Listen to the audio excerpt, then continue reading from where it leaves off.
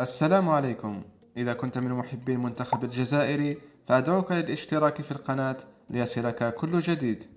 بعد نهاية المباراة الهستيرية التي جمعت بين المنتخب المغربي والفرنسي، والتي فاز فيها المنتخب الفرنسي بهدفين دون رد ليتأهل إلى النهائي ويضرب موعدا مع الأرجنتين، صرح مدرب المنتخب المغربي وليد الركراكي في مؤتمر صحفي بعد نهاية المباراة: سيكون علينا ضغط كبير في كأس إفريقيا القادمة بوجود منتخبات كبيرة كالجزائر ومصر ونيجيريا. سنضع أرجلنا على الأرض وسنحاول تحقيقها.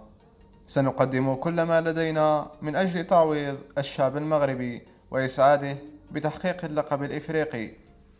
وأضاف أيضا: الجزائر، السنغال، مصر، نيجيريا، كل هذه المنتخبات ستقف في طريقنا، لكننا سنفعل كل شيء من أجل الفوز باللقب القاري. في نهاية الفيديو، ما رأيكم في تصريح وليد الركراكي؟ شاركونا في التعليقات.